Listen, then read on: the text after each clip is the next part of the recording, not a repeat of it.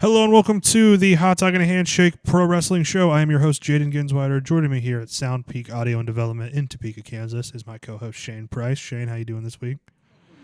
Crazy week for us, but we're going to start off with our collar and elbow question, which is a wrestling odd one out.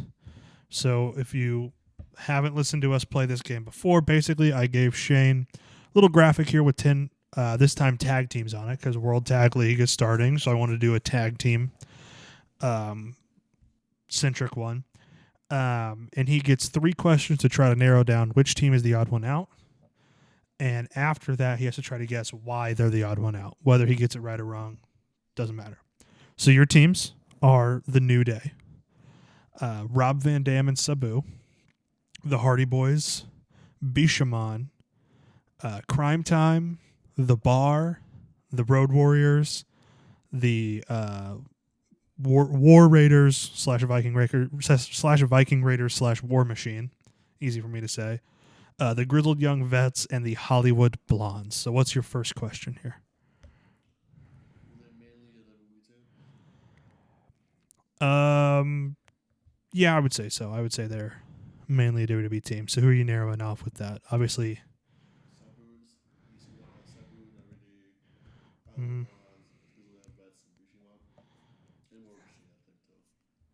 You would say that.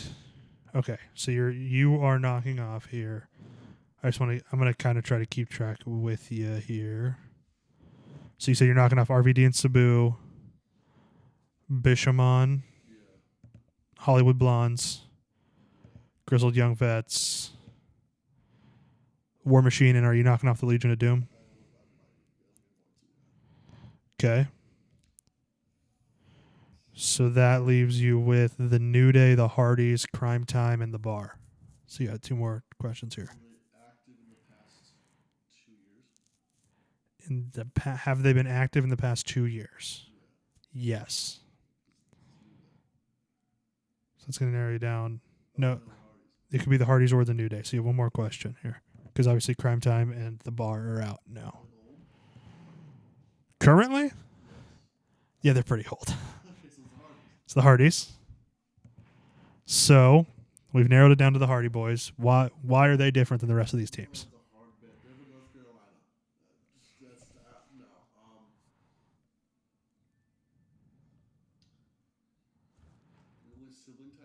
Yep, they're the only team on here that are brothers. So, yep, as many people might think that some of these other teams may be brothers, they're not. Yeah. They're both from Michigan, but they're not brothers. All right, on to the news of the week.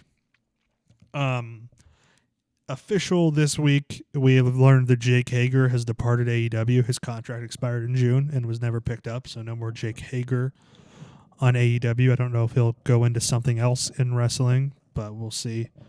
Is there a spot for Jake Hager in the pro wrestling world right now? Not really. I'm sure Corrigan will find room for him. So he'll be in the NWA next month. Yeah. We have our first confirmed participant in the 2025 Royal Rumble. John Cena will be participating, going for his 3rd Rumble win, which would tie Austin for the most. Think he will? His last year? Mm-hmm. And then, in other news, WWE is releasing NFTs a full 2 years after the NFT boom died.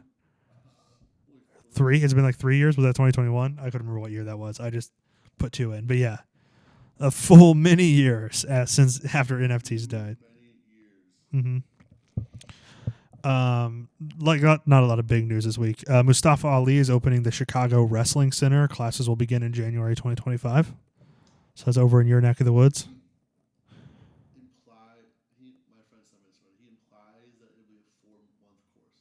Okay.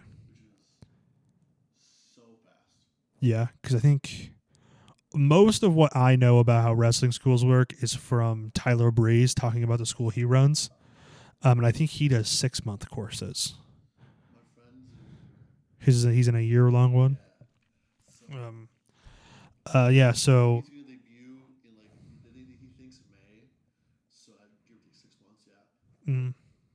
saying you can wrestle with 4 months? Well, and not all of these schools are for brand new trainees. Some of them are for people. This one is? Oh, okay. I don't know. Yeah. There's 2 price points. But wrestlers, $500 a month. For everybody else, for completely green wrestlers, yeah.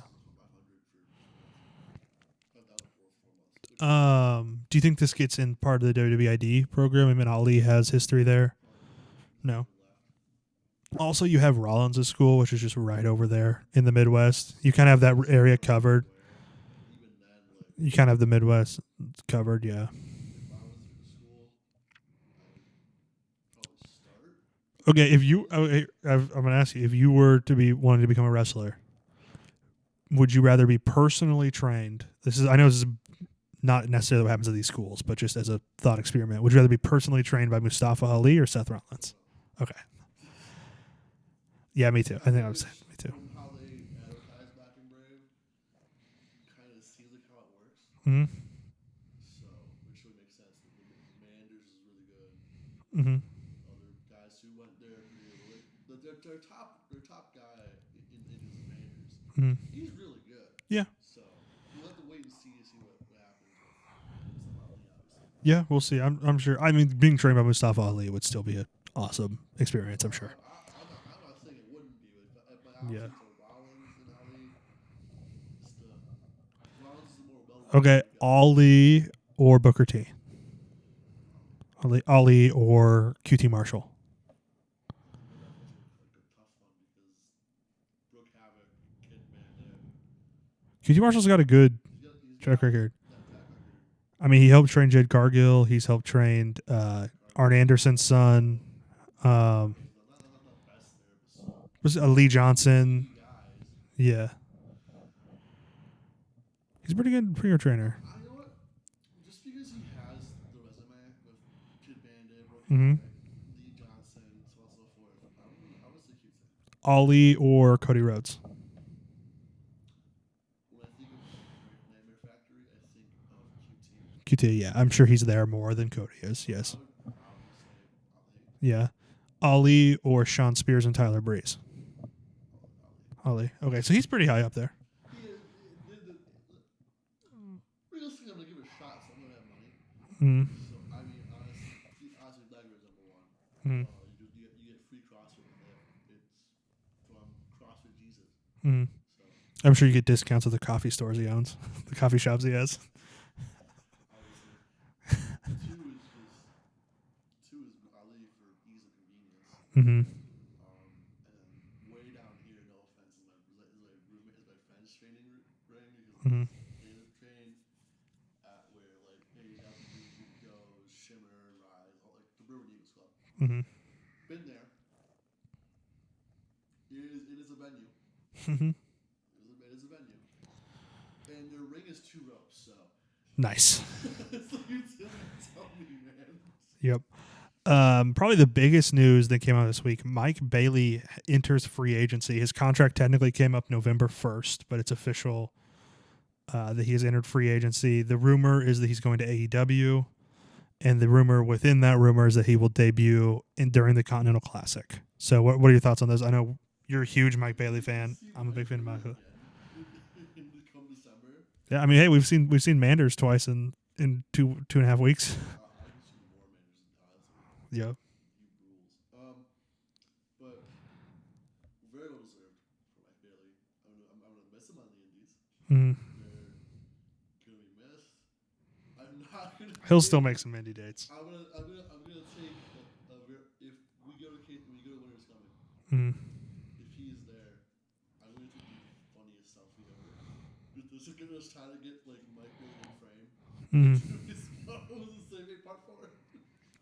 Yeah. And then last bit of news here: an International Women's Cup added to the New Japan, ex AEW, ex all those other companies. Wrestle Dynasty is what we're talking about here.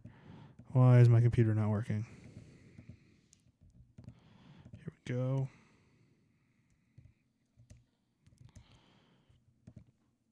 Let's see. I know CMLL AEW, New Japan, and the fourth company was listed on the graphic here.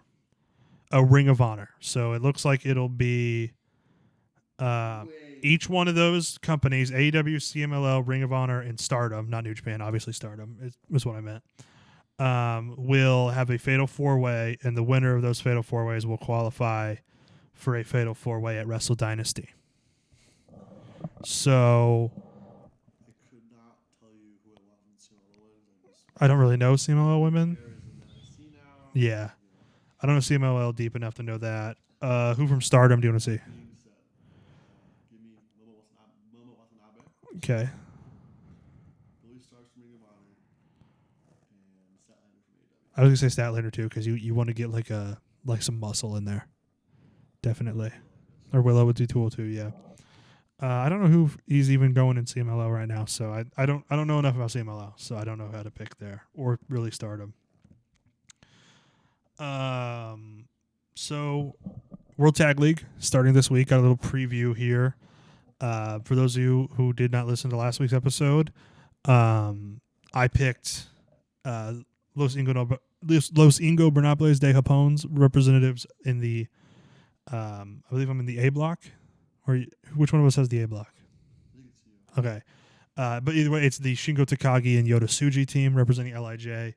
You picked representing Team DK, the Mikey Nichols and Shane Haste team. So starting off this week, let's see, you got 2 matches. I have 3 the way the schedule breaks down. So first, facing Takahashi and Naito. What are your thoughts on this match before it happens? That'll be on November 21st. You know, that's tough. Tough first draw. That's a hard one to really get kickstarted with, but former tag champs could get the win. Yeah, I think the thing with Team DK here is that they are consistent tag partners versus Naito and Takahashi, who are not consistent tag team partners. They've been in the same stable for a long time, but not necessarily consistently tagging. Then on the 23rd, you have the Natural Classics. This is a new team in the league. Just got promoted up. I don't really know much about them. What do you know? I don't also know much about them. Okay, so they're going to be kind of an X factor. He's Australian. Yeah, I think they're from the Australian scene. Team the same thing. So I'll put down the win. Think so? Think you got 2 wins coming in, or 1 win, 1 loss? What are you looking at? I can see 2 wins. Yeah. So we got Alexander and a mystery partner. This technically happened this morning, but I haven't seen it. Who's the mystery? It's Ruski Taguchi. Okay. So Zayn and Taguchi is who we will be facing, or I guess who we have faced. Haven't seen it yet, so I can't really give anything on it. Could be a frisky loss, yes. We also have Bishamon. That's going to be a rough matchup. And then we come back with Gabe Kidd and Sonata. And I'm not saying it's going to be an easy win, but I think this will be a win. There's not really much chemistry there. Sonata just joined the War Dogs. And Tsuji and Shingo have been around each other for like a year since Tsuji joined LIJ, roughly. So I think we can get it there. We win. I'm going to say we win 2 of the 3 this week. I think you're being very kind to Alexander and Taguchi. Mm-hmm. I'll see too. Yeah. Taguchi's popular in like the kind of not as big as Japan. So Onto the TV we saw this week. On Dynamite, and if it feels like we are kind of rushing here, 1, there wasn't really much news to talk about, but 2, we have full gear predictions and a huge GCW segment this week, so we have more to talk about later. But on Dynamite, I thought the promo between Will Ospreay and Kyle Fletcher was really good. I agree. I think there was room for improvement with Fletcher though, Definitely. which how this is his first singles run. So Mm-hmm. Dude, and the part where Will Ospreay spikes the screwdriver and it lands perfectly in the mat, awesome. Can he do anything wrong? No, he's Yes, he can. is he bad at? Is there anything he's bad at? I think is what you're asking. Can you do anything wrong? No. Yeah, when he's on TV, he there's nothing he's bad at. He does it all. Except for if you separate like young artists and anything else, you have to move on. Throw out anything he's done in the past. Mm-hmm. I don't really know much about what he's done before, but um, he's one of those guys who just would be good at any part of wrestling. Like I think he'd be a great commentator if he ever wanted to move into that in retirement. Like I think he'd just be so good no matter what. He's so electric on screen too. Oh, I bet he would book a great show. So I really loved that. Not a whole lot else on Dynamite this week. This week in AEW kind of felt like kind of like a filler week, I guess. Just let's get to the go home shows. You know what I mean? Like it's the shows before the go home shows. But so it just was kind of filler. Kind of like when before the streaming boom, TV shows would be like 23 episodes long, but like 14 of them would matter.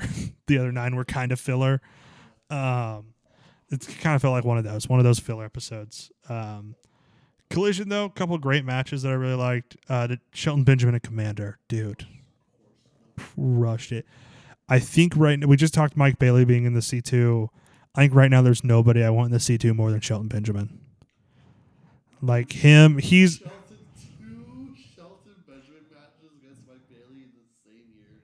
Dude, that'd be awesome. Also, of course, Hologram's up there for me. I just really want to see Hologram. We're big. What should be the term for Hologram fans? Hologrammers? Yeah, I don't know what else it would be. Yeah. Hollow heads.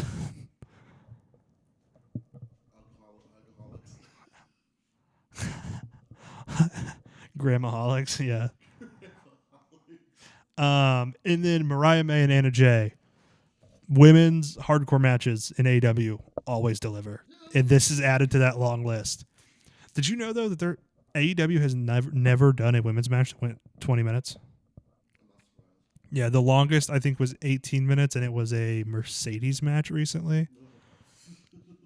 I think it was Mercedes, but yeah. I'm a little surprised because I've seen enough women's matches. They could do Riho or I mean, any of them. I mean, like I said, Mercedes had so many in WWE. Tony Storm had some in NXT for sure. Like you got people who could go. Definitely has something to start. Yeah, like you definitely have some people. I mean, I bet Statlander could go an hour. She feels like she just has that stamina. Like she just feels, yeah, just the athlete that she is. Oh yeah, definitely. Yeah. Both these girls, though, Mariah May and Energy, I think they could have it. They're just awesome spots. I really loved this match. Getting the ladders involved, tables involved, like just fun, hardcore women's match. On to Raw. We're recording this a day later than we normally do, so we do have 2 episodes of Raw to talk about. The only thing I really want to talk about from 2 episodes ago that didn't really carry over to this week's episode last night, Damian Priest and Gunther's promo on Raw. We talked about it a little bit this weekend.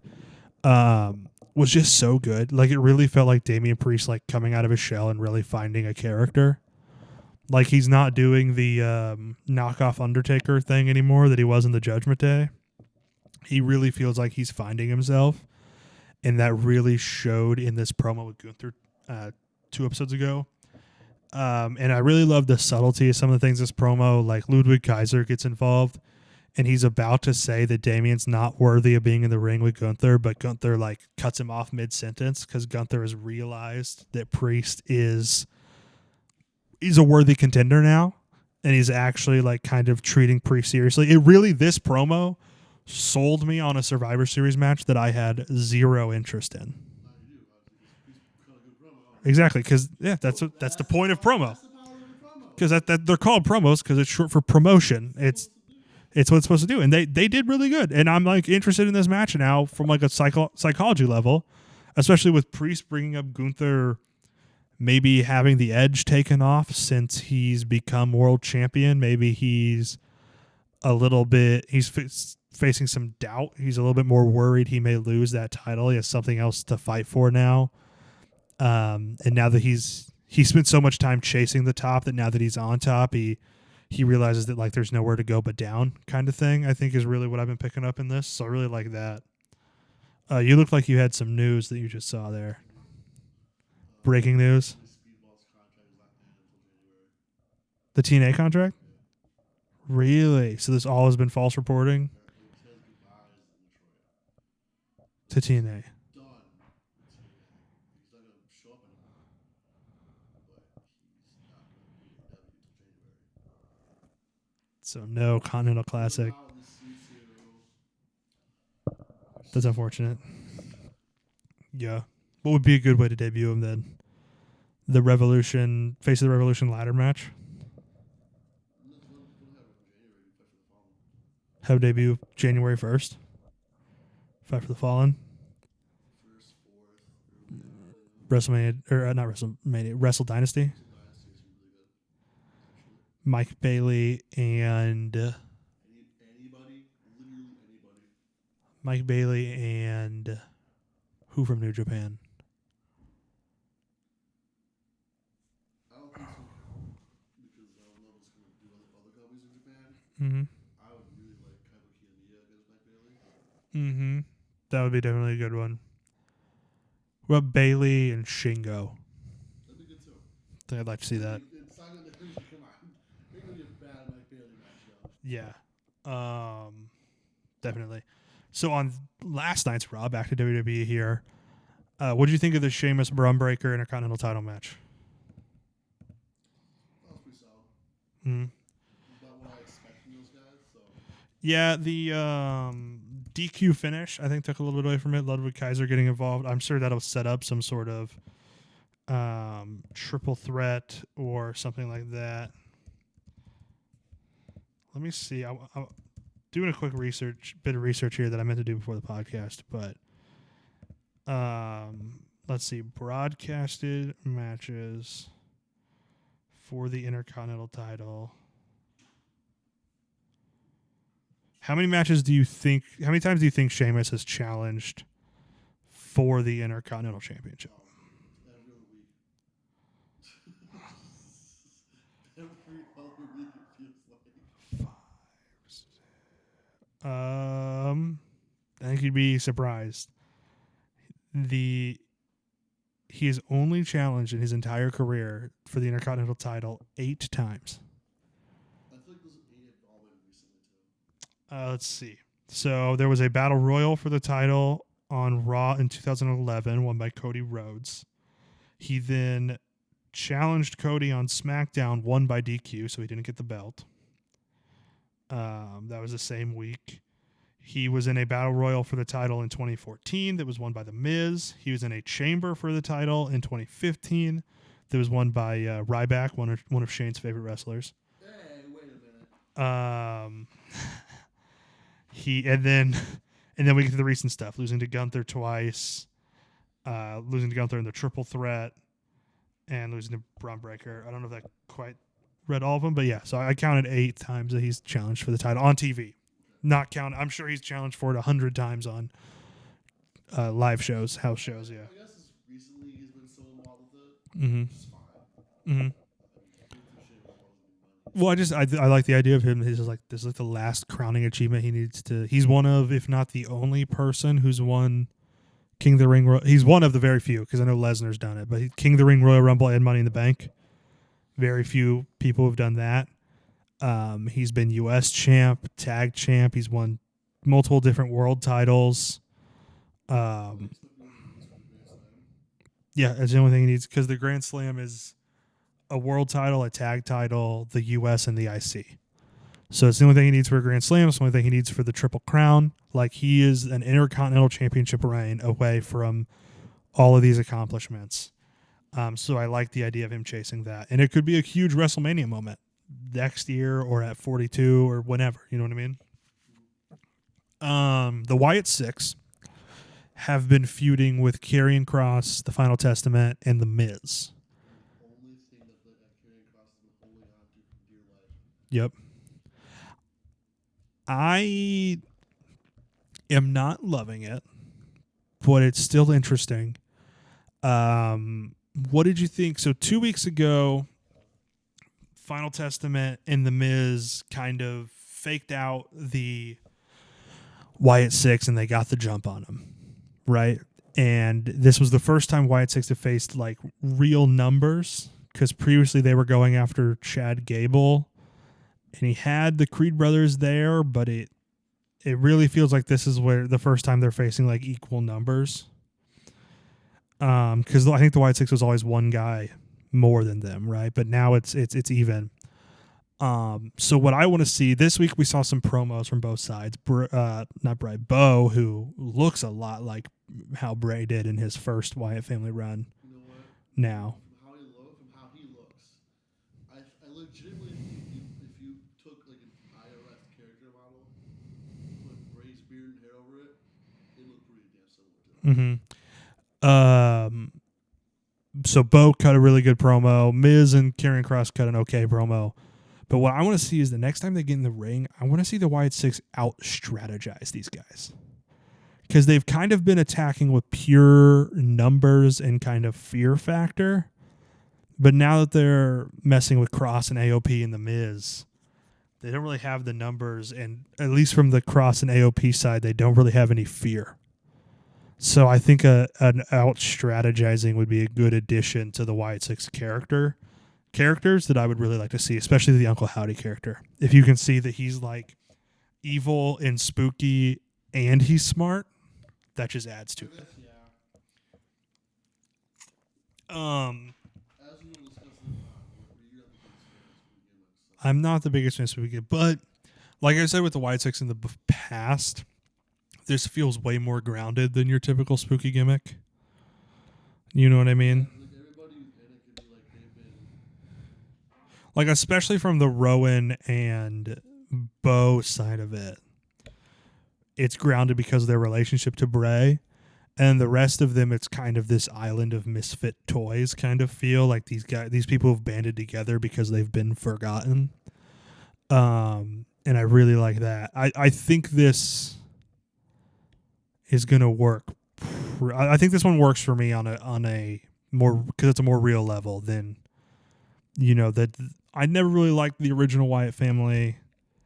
I never really got the Undertaker. I liked the Firefly Funhouse segments, but I didn't really love the Fiend. I way more liked the like demented children's show character than I did the Fiend. So I don't know. It's just something that I don't typically love. You know what else that I don't like? Shoehorning fifth guys into a match that doesn't need it. And that's what we're getting with this War Games match. It appears that Solo Sikoa has hired Bronson Reed. So that's official. And they're hinting at Seth Rollins being the Bloodline's fifth member. What do you think of these two picks? Because obviously it's stupid to do this. It should just be a 4-on-4. It can be a 4-on-4. There's nothing wrong with that. I think the Undisputed Era always did them as 4-on-4s. Like it's fine. Or there was the one year it was 3-on-3-on-3, but you know what I mean. What do you think of these two picks? Remember, Seth is not locked in, so we do have room to play there for some fantasy booking.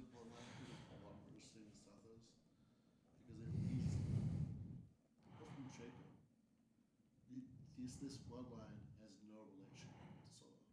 Mm-hmm. Jacob is the one who's with him. Yeah. He's the one that's the most vocal about Solo. Mm-hmm. Which makes me think that this is a volatile thing that sooner rather than later it blows up in Solo's face. Yeah. And we get a face Girls Destiny run. See, I think it may start to blow up in Solo's face, but not in a way where the bloodline splits up, but in a way where Dwayne comes back and takes control of that bloodline. Because he's going to be back soon. He's done promoting Red One. The movie's out. He's going to be back soon. I think he probably comes back Saturday night's main event would be a big spot for him to come back. Yeah. But now Seth Rollins on the OG bloodline side. One thing, I don't remember if I talked about it last week or if it was something I thought about that I plan to talk about this week, but Roman's not a face, right? Roman's still a heel.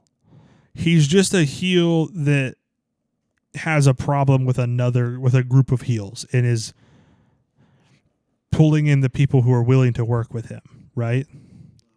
Don't think so? Just One-timer, man.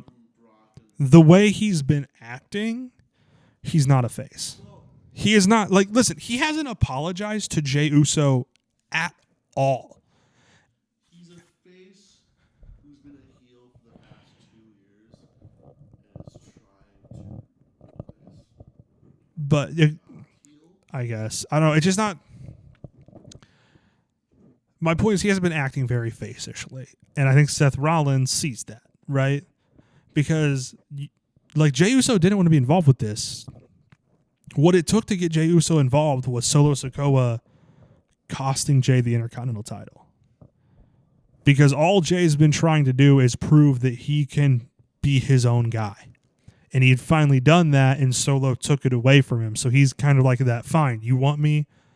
You want to drag me back into this family drama? I'm back. Let's do this. I kind of like that.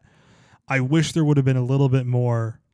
Like what we got with Sammy, how it was like obviously Sammy had joined, but like it still took them trying to convince Sammy. Like I feel like there should have been more of that with Jay. There was a little bit of that, but I feel like there should have been more. Like I really feel like Jay should have taken more convincing, and it should have taken a real apology from Roman for that. You know what I mean? And I think Seth shouldn't join them. Seth should stand on business. Roman has made his life. Like, Seth Rollins literally gave his entire body to help Cody beat Roman Reigns. And once that mission was accomplished, Seth was gone for like 3 months. Like, we just didn't see him for months because he gave literally everything he had to stop this tyrant. And now he's just going to join back in with him? Like, no. And I love what he said on Raw this week. I love the whole, like, I would love to team with you, Sammy. I would love to team with you, Jimmy. I would love to team with you, Jay. But I can't team with Roman. So, I had an idea. I just want to see how you would feel about this. What if it was CM Punk?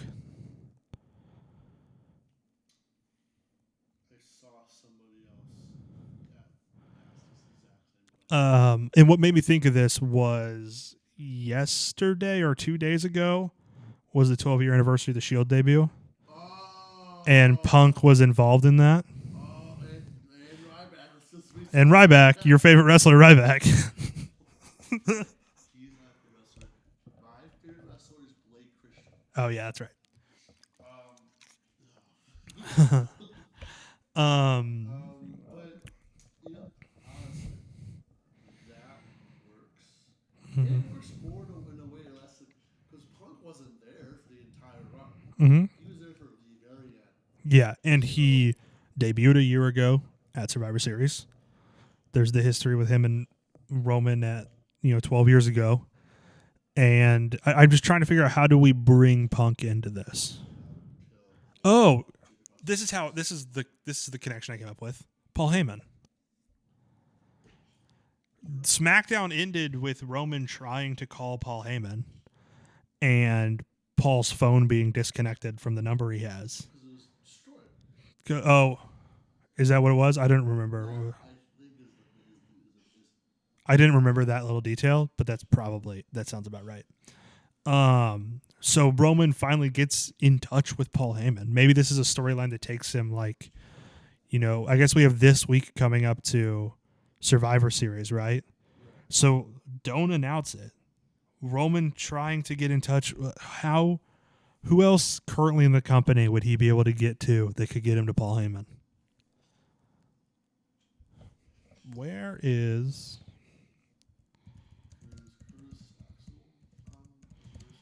He is a producer, yes. That would be an interesting one, but...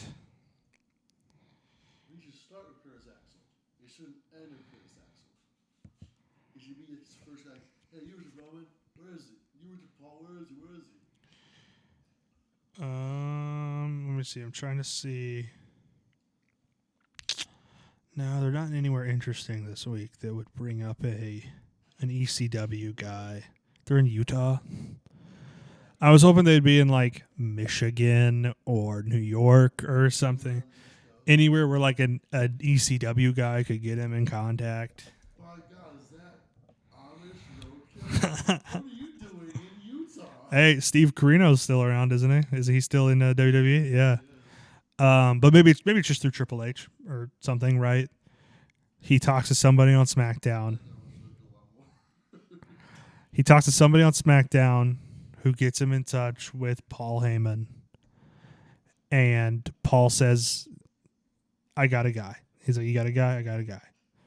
And then Survivor Series, the Bloodline enters, the OG Bloodline enters, and then the last music that hits is Cult of Personality, and Punk is back from his quote unquote injury. You know, from his Saudi Arabia-itis that he was suffering from. What do you think? I think it's a good idea. Paul Heyman gets them in touch. I do, but also reminding this is a big little. It's also set up the trade of sorts with Cody and Roman going to Raw Mm-hmm. for that first one on Netflix. Oh, dude, that first one on Netflix, don't even worry about the rosters. Like, they're literally advertising everybody for that show. It doesn't, like they're advertising Andre the Giant coming back from the dead for that show. Like, it's insane. I don't know, I think this would be the best way. Obviously, this is way too cool to actually happen, so don't get your hopes up. It's just probably going to be Seth Rollins, and you know what would really piss Seth Rollins off? Is if he says no and then they go and bring in CM Punk. You know what I mean? Like, if that would really make Seth Rollins mad. So it'd be interesting. And I could set up something with Seth and Roman or Seth and Sammy or something. That kind of transitions us to SmackDown because we already talked about Roman. We talked about Bronson Reed. I thought Motor City Machine Guns versus the Street Profits was a pretty good match. What'd you think of DIY afterwards? The shove that Ciampa gave Gargano. If they break them up, what are they gonna do after? I don't know. Tag teams in WWE, the only purpose they serve is the breakup. But what story? What's it gonna be? You're gonna have to go on to after this. That's why I don't think they should break up. I think they should just turn heel. I think Gargano should hit Alex Shelley in the head with a chair. I'm all for hitting people in the head if we have hostile objects. So I really think that's what should happen. Is I think there should be some heel group taking down the Motor City Machine Guns. Gargano runs out there with a chair to hold him off. And then Shelley and Sabin get up and Gargano just wails on Shelley. And DIY turns heel. That would be where I think they should be going. Who knows, though? And then what do you think of Shinsuke popping up on SmackDown with LA Knight? that was weird. Mm-hmm. But they gotta build Shinsuke up for Noah, so Yep. it's so obvious Shinsuke's done when this guy goes up. There's no way he retires or he leaves. I would say retires or probably goes back to Japan. Is he your next U.S. champion? Does he take the U.S. title to Noah? That'd be fun. I'd be clamoring to lose it in Noah because I think he's facing a really cool. It'd be so funny if the U.S. title was just in Noah for a while. It comes back on the waist of like Ninja Mac. Chef would be the funniest. Right? The silence of Tacos for some reason, you know. Dude, that'd be awesome. So yeah, that's just kind of where we're at. Predictions? Go for it. All right. I do need to add one to the list that we discussed. Ah, that sucks. I was really rooting for my boy Tank. But he did win Matt Tremont's death match. 5, so. All right, so for the predictions for AEW Full Gear, we have 8 matches plus a pre-show match to predict here. So starting with that pre-show, we have Big Boom AJ, also known as Costco Dad, Wrestling, a man we've been talking about quite a bit today, QT Marshall. Would you rather be trained by QT Marshall or Big Boom AJ? Okay.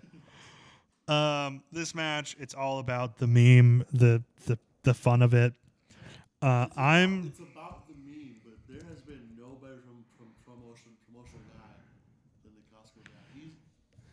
He's going on podcasts. He's still There's such a funny clip where, because I don't really love the Costco guys, but I think the Rizzler's hilarious. And there's such a funny clip where he's like promoting it, and Costco's son is sitting next to him, and in the background, the Rizzler's just like climbing onto a table. It's so funny because he's like still a kid, so he's like not gonna like sit in a chair for like an hour and a half long podcast. So he just starts like climbing around on shit in the background, and it's so funny. And if you're somehow unaware, all pilots listen to us every week. You know who the Costco guys are most likely. Yeah, it's a whole The yes. Rizzler is not their child. Yeah. One of the funniest tweets I've ever seen was it's this guy Slime. He's a content creator. Tweeted out when they were on the Tonight Show. He tweeted out force feeding giant chocolate chip cookies to someone else's son so that you could become a pro wrestler is something that a mean European would make up about an American doing, but it's actually happening. It's really funny. Either way, Big Boom AJ wins this, right? For the meme. Obviously, he better. QT Marshall is in AEW to train people and to be a comedic punching bag, and I love it. That's a great gig. That is a great gig. On to the main card. We will start with Jack Perry versus Daniel Garcia for the TNT title. I think Garcia takes it. The way they built this story Mm-hmm. for so long, it just makes sense. Mm-hmm. This is the parting point for the TNT title. Jack, he goes on to do. I guess it'll be He could be in the Continental Classic. That'd be fun. The issue is the world title is so in your face right now. Maybe he doesn't go on to that. Maybe he goes on to, I don't know. Dude, all the young bucks. Maybe he goes back to Japan for a little bit. So interesting to see where they're going to go with this. Maybe he goes after like the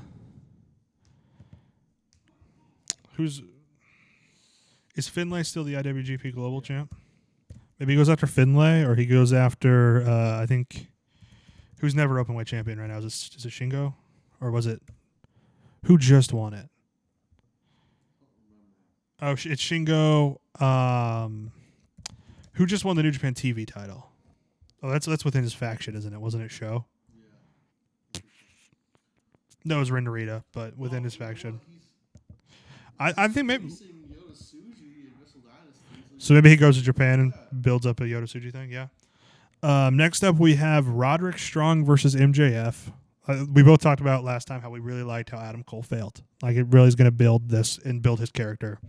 MJF's going to win, and I think he's going to bloody up Roderick Strong. That would be my prediction for this one. Now I need you to flip a coin because we do have a 4-way tag match. While Shane's getting the coin ready, it's Private Party defending against the Acclaimed, the Outrunners, and the Kings of the Black Throne. I am going to call heads. Did you finally win one? Finally won one. Let's go. Tails. All right. So Private Party, Acclaimed, Outrunners, Kings of the Black Throne. Private Party. So Private Party's definitely going to win this. But since I have to pick somebody else, I think the hottest tag team running right now, and they have been for decades, it's the Outrunners. You can never count the Outrunners out except for that time in 2015 when they were caught in the space between universes. So you got the Acclaimed or the Kings of the Black Throne. Not the Acclaimed. Yeah, I'd already typed it before you even started talking. Kings of the Black Throne. I'll take the Acclaimed. I like Bowens. I like Caster. I don't think he's the worst, but They had to censor his lines on Collision. I did hear about that. Yeah, he went a little over the line. No, but toe it back a little bit. You're still funny. Like bring it back. Next up, we have Will Ospreay versus Will Ospreay Jr. Kyle Fletcher. You know, I'm gonna go crazy here. I'm gonna say Fletcher. Say Fletcher wins. It's not for title. And Fletcher could really benefit from a win. Ospreay cannot suffer a loss from this more than Austin, and Fletcher can take a win from this. If Fletcher wins, but he's not going to win clean. That's what I'm calling. No.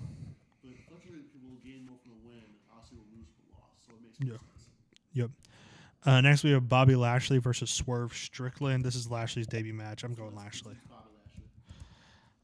Mercedes Moné versus Chris Statlander. I want to say Statlander. Is that your officially pick? Because I'm going Moné. Moné is going to retain. Not only will Statlander win, she'll carry her first good match in AEW. All right, you're going Statlander.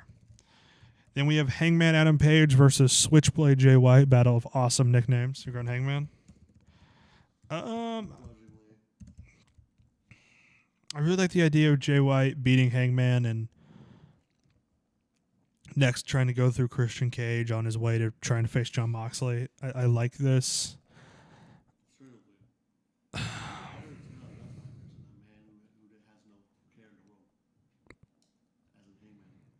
Oh, I thought you were pitching me Ilya Dragunov, and I was like, he can't. He's in another company. Ilya Dragunov does not care about anything. He doesn't care what company he's in. That's true. He will jump through the door. He will jump through the forbidden door head first. I'm gonna go with Jay White. Upset pick. I think I'm gonna go Jay White. And then for the world title, we have Jon Moxley versus Orange Cassidy, main eventing a pay-per-view against each other for the second time. All Out 23 was the last time that they main evented a pay-per-view against each other for the international title. And Jon Moxley's taking the win. This is the first hurdle. He's not losing the first hurdle. No. It's Jon Moxley. It's Jon Moxley. Like This is the ace of AEW. In his words, the ace of the world, bitch. So that's definitely. So not a lot of difference in what we picked, but that's how it normally goes. We'll see how it goes. Next up, tape up the light tubes and take the door off its hinges. It's time for Shane's GCW corner, which this time is kind of both of us because we went to a GCW event together. So I guess I'll start not with our event. That's the thing more. I'm going to start with the Louisville? NGI. Louisville, it was all right. You know, it was a GCW show. It's fun to watch.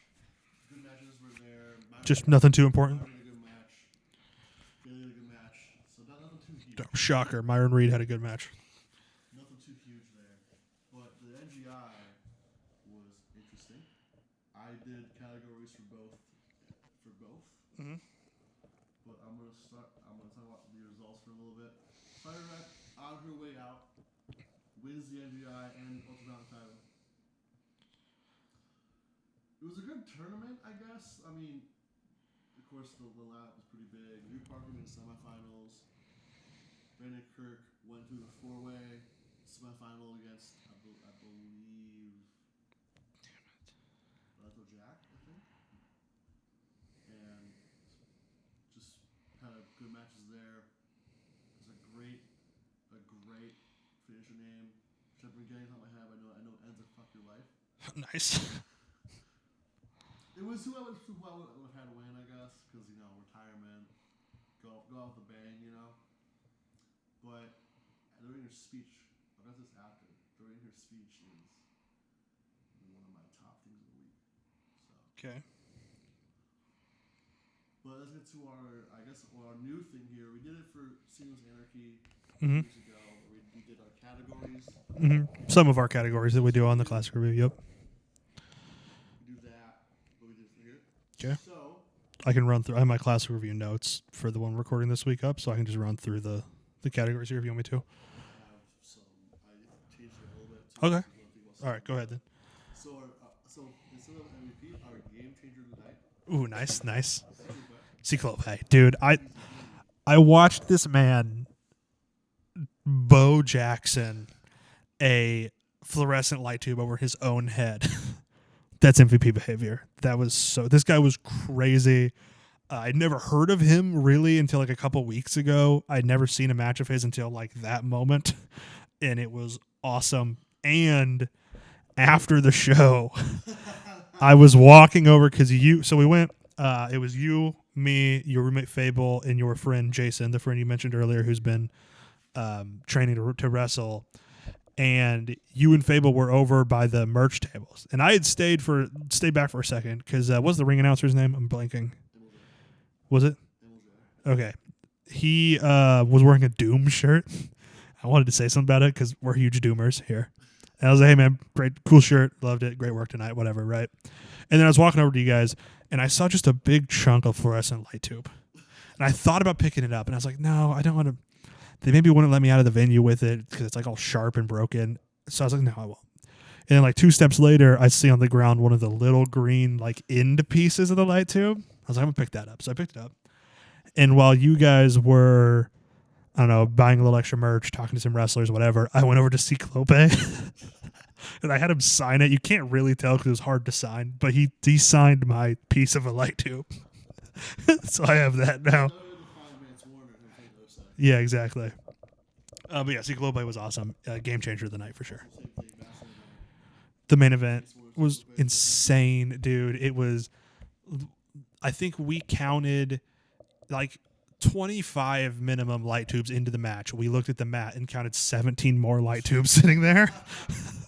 Like, that's how crazy it was. There were doors, chairs, like skewer, well, like toothpicks, but yeah. Yeah. What's that the La Sagrada skewers? I was trying to think of La Sagrada's name. But yeah. What's the next category?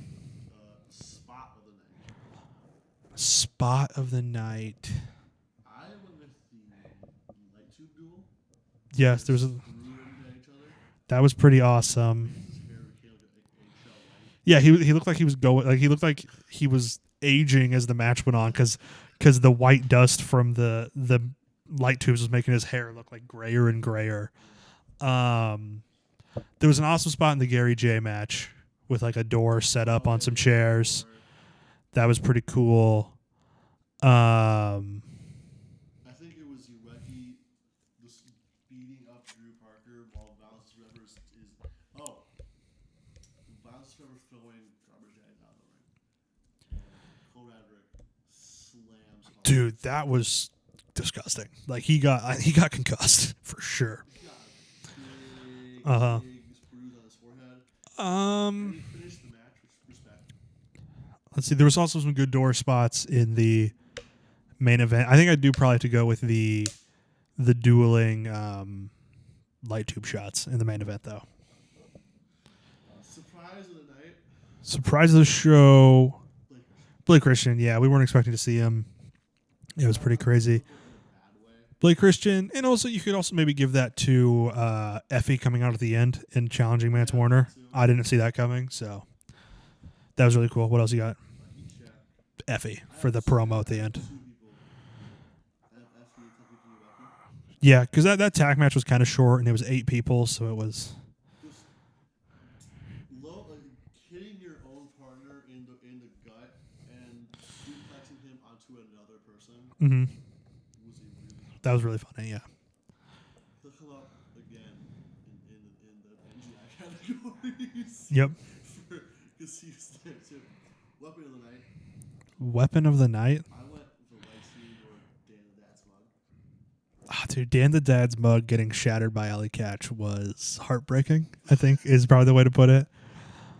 Weapon of the night. I mean, it might be Ueki using Violento Jack as a weapon.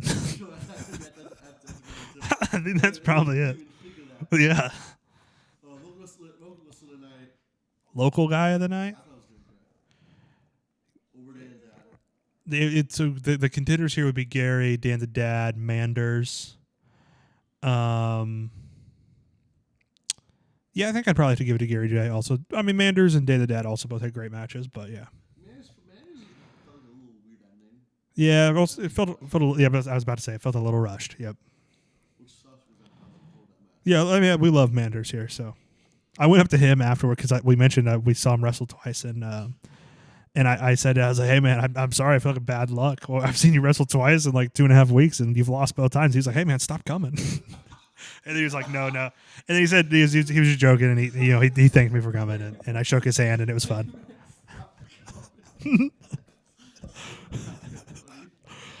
Yeah, he's a funny dude. And then from NJ categories. Oh, what about we talked about doing a recasting here, but the flip of our classic recasting. So for people who aren't familiar with GCW, recasting some of these matches with prior wrestlers, like legends. So for the main event, Ciclope, for me, was giving like prime ECW super crazy vibes. Like, yeah, that was really what I was getting from him. I don't know. What do you think? Less flippy luchador, but I can see it. Yeah. What about Mance Warner? Terry Funk. Excuse me, like Southern crazy. yeah, a little bit of the Briscoes, like in the dog collar match and other like fights without honor and ladder wars and stuff like that. Like a little bit of the violent side of the Briscoes out of him. What were some of the other big matches of the night that you'd maybe want to talk about? I don't know how you would do the 4-way match. That'd be too hard. That's too many people. Yeah. Maybe it was me Okay, so Mike Bailey. Who's a legend that is like the kind of encapsulate what Mike Bailey is? I would say in terms of kicks, Kawada, or he kind of reminds me of like a younger Danielson with his kicks, too. or like kind of early WWE Danielson. Yamashita being kind of more well known in Tokyo Joshi. So not the top Joshi promotion. Mm-hmm. I want to go with totally different style. For people who know more like AEW WWE, what would be like a good Riho, or just like a woman who hits hard, like just a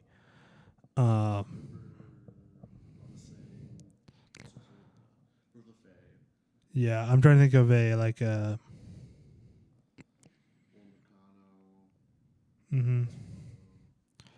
yeah, there's a lot of good ones. I'm trying to think.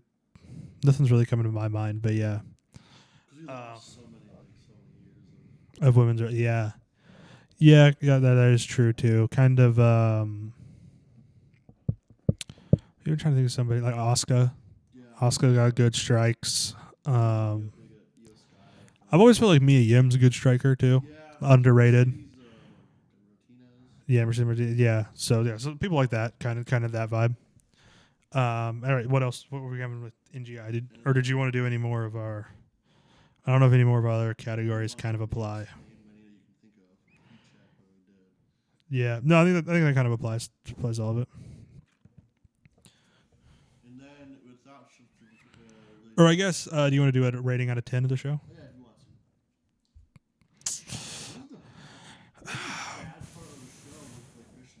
to. Yeah, there was a little bit of a slowdown in the middle. Like,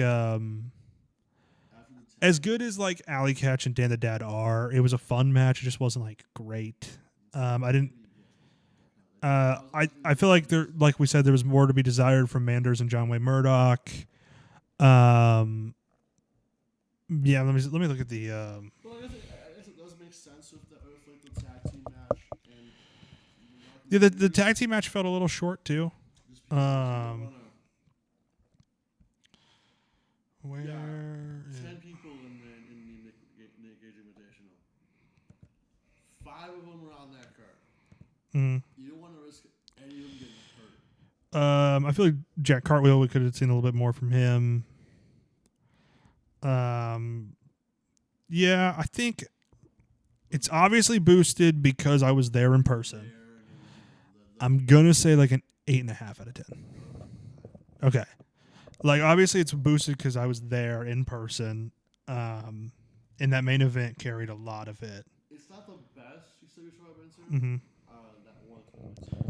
So what would you say best match outside of the main event?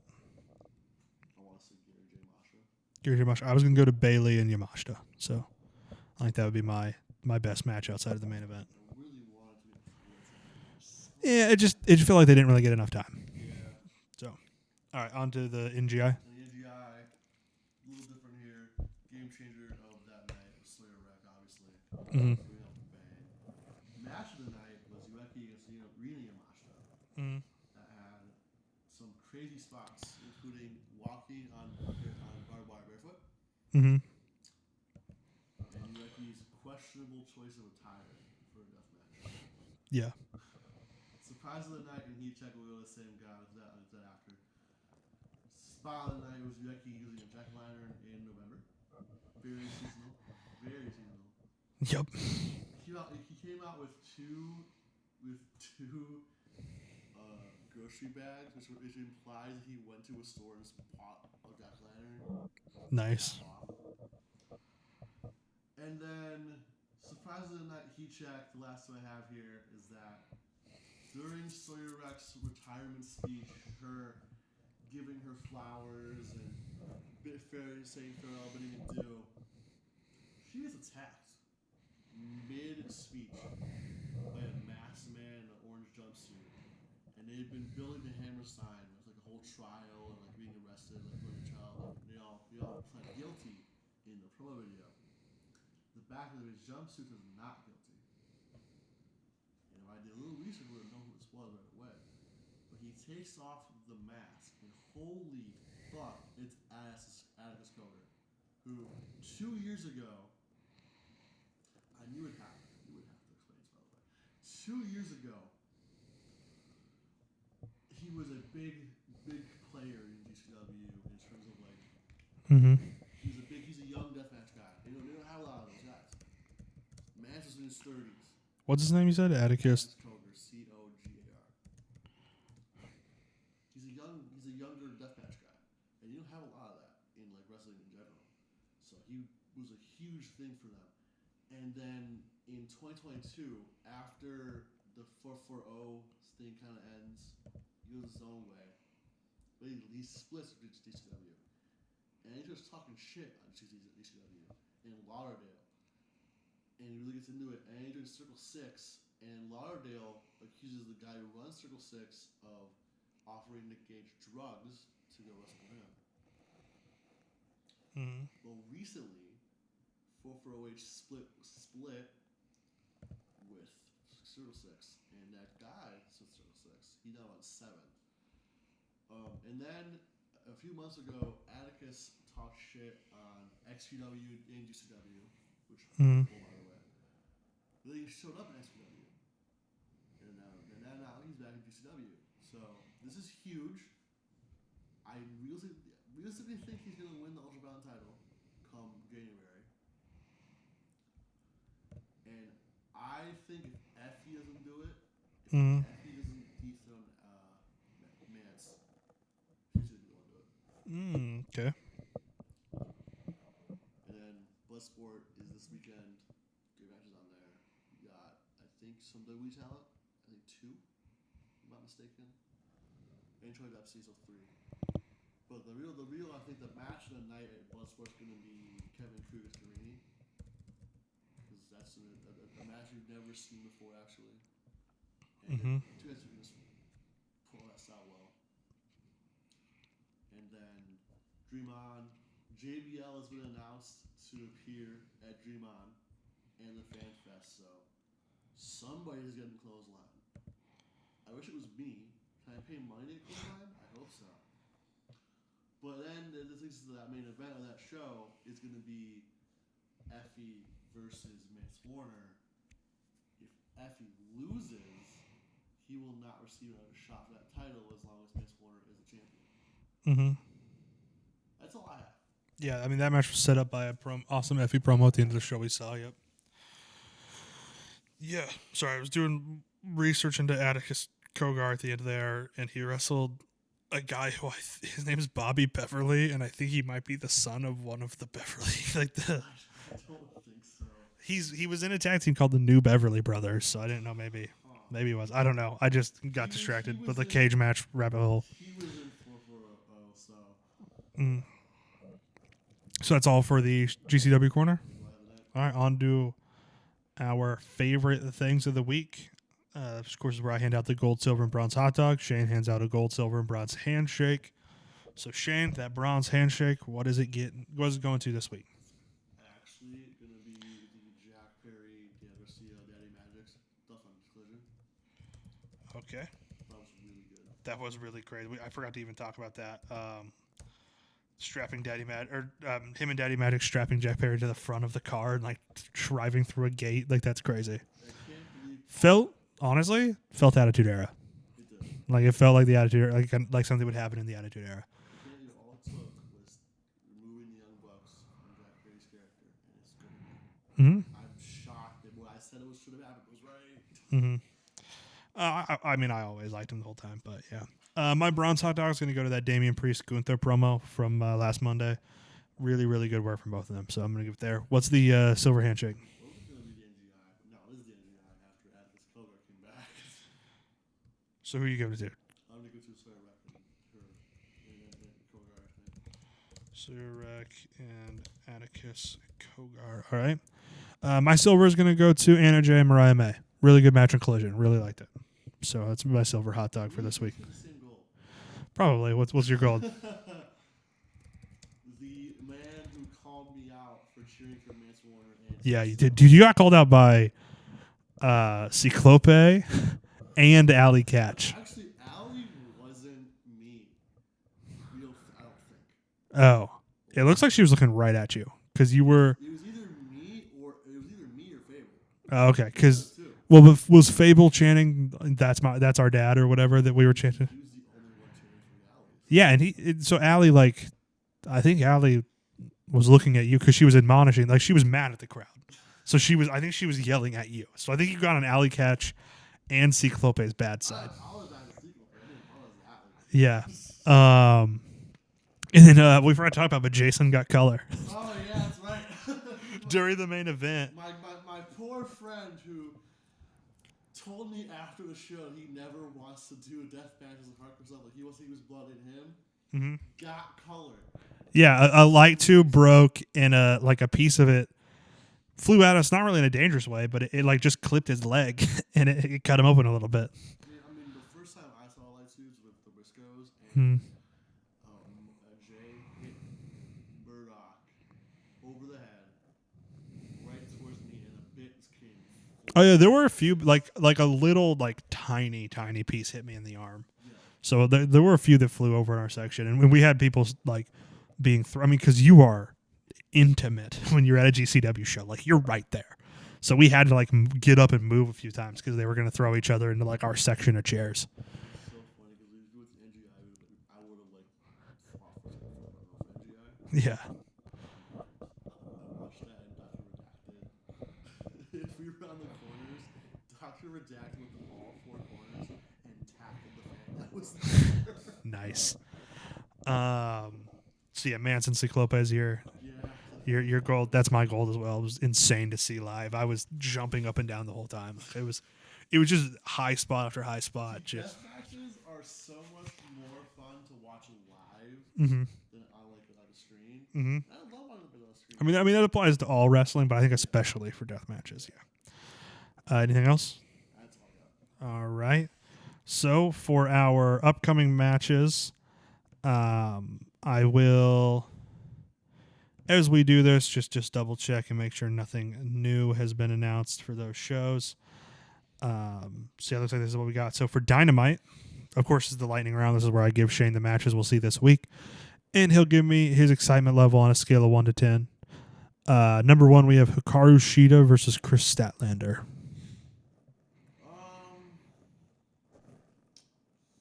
I'll give it Okay. Orange Cassidy versus Wheeler Yuta. I want to say 7. Okay. Claudio Castagnoli versus Darby Allin. 9. And then Will Ospreay, Mark Davis, Powerhouse Hobbs, and Ricochet versus Konosuke Takeshita, Kyle Fletcher, Brian Cage, and Lance Archer. 8. All right. I feel like that kind of, like all those guys that matched Mm-hmm. So Could be fun. we'll We'll see. And then from SmackDown, we have Chelsea Green versus Bianca Belair versus Blair Davenport, part of the Women's U.S. title tourney, which we didn't talk about. Bailey advanced on this week's SmackDown. I don't know. I'm gonna go for 5. I don't really know. Yeah, Chelsea, Bianca, Blair. I don't think Blair will win. I think Bianca's the favorite, but Chelsea's a good wildcard pick to really win this whole tournament.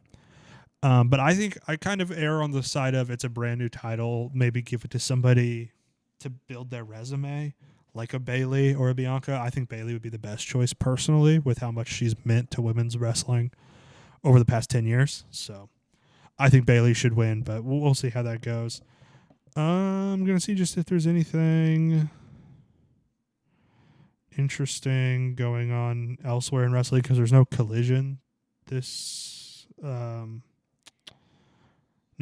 week because of the pay-per-view, so I'm just going to kind of poke around.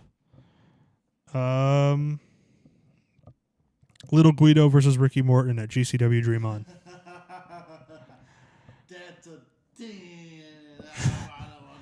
What about the Garbage Daddies against Los Desperados, which is Arez and Gringo Loco? That'll be a fun match. We'll give it a name. Mike Bailey versus Sidney Akeem. A 7. Matt Cardona versus one called Manders. 9. And Mance Warner versus Effie. I think it's a 10. I'd be lying. So that's a 10. Yeah. So, sounds fun. Great week of wrestling. What's the title under 10 of the week this week? For me, it's probably Claudio and Darby. I'll give it 10 to Manson Effie. Yeah, you can give it to Manson Effie. Who cares? We do a Full Gear coming up. First on my match recommendation of the week is Kenny Omega versus Hangman Page from Full Gear 2021. It's an incredible match, an incredible moment, and the moment that capped off AEW's best storyline to date. So definitely go check that out. If you want to listen to more of us, our Starrcade 97 review. Excuse me. The Starrcade 97 review is out. That was our last classic review.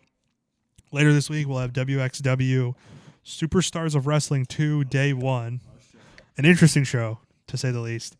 And if you want to listen to more of those classic reviews, we have WWE, ECW, WCW, Ring of Honor. We've done New Japan.